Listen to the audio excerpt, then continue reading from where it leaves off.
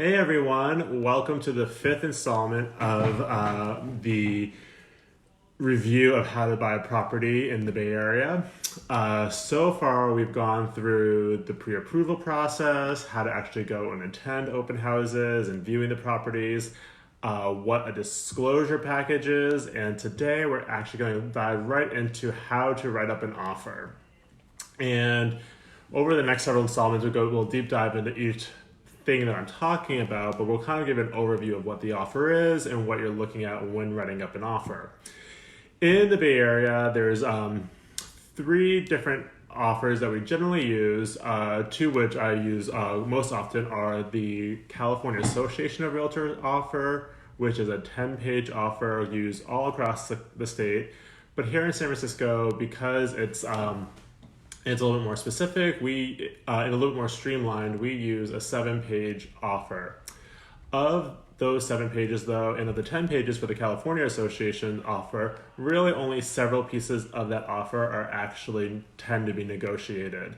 Everything else is a little bit more boilerplate, a little bit more has to do with what one does in a given specific community. So if you're writing up for Oakland, a lot of the things get pre-filled for Oakland. Same thing for Berkeley, Marin, and the Peninsula. I'll be going to, specifically in the San Francisco offer because that's the one that where I am based out of. So for the San Francisco offer, and for the California offer, there's really only are several items that one would generally negotiate over. The first and foremost is that you're looking at is the price point. So that's what you'd be talking with your realtor about first, as you submit the offer. You would be putting in the price, you'd be putting in your loan terms, how much down payment you're doing, and we can kind of talk a little bit more about that in a subsequent episode. And then after you go into the price, the other things that you generally talk about when you are putting together the offer is the terms.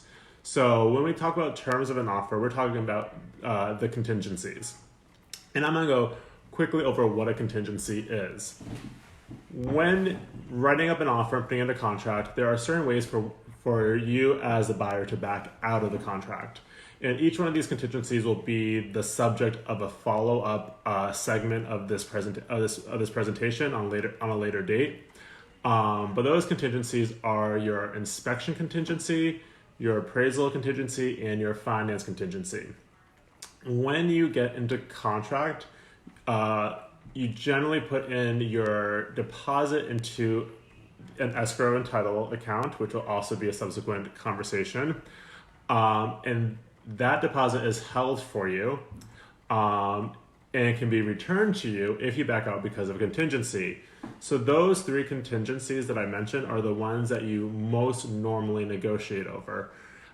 You could put in any additional contingencies. Right now, because of the COVID, there is now a COVID contingency. That's a brand new one that we haven't seen before, and it is, will probably be around for the next several months. There are also seller contingencies if the sellers need to do something in order to close. But the appraisal, finance, and inspection contingencies are the ones that we negotiate over the most. The last term that we generally talk about is the close of escrow. So how long it takes to actually close a transaction to purchase the property is also something that a lot of people negotiate over. Across the country, the number of average days, it changes. So 45, 60 days is fairly common in most parts of the country. Here in the Bay Area, though, a 30-day escrow is considered, at this point, somewhat long. Oftentimes, my transactions are closing in 21 to 25 days, and you can get some of these transactions, especially even with a loan, as short as 12, 14, 15 days.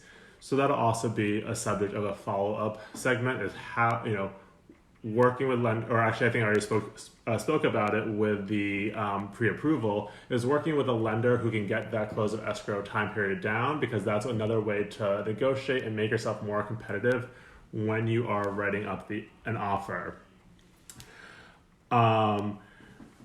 And the way that I tend to like to work is to start writing the offer 2 or 3 days ahead of time, so that then you have time to really go into it, start finessing it down, so that when you submit the offer, you've been thinking about it for a little bit of time. And you can also write up multiple offers. So if you have several different price points, this will be a conversation about how to negotiate. If you have several different price points that you'd be interested in submitting an offer for, you might start at $1 million, but write up an offer for $1,025,000, $1,050,000, so that then you can quickly change out an offer if you're in a multi-offer situation.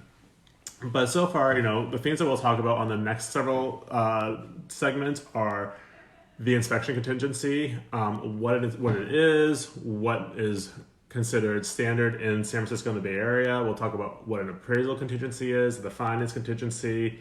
We'll talk about close of escrow. We'll talk about title company. These are all things that I've very quickly hit upon in this segment, but I'll deep dive in each one of those in following segments after this. So thanks everyone for tuning in, and hope you're all staying safe.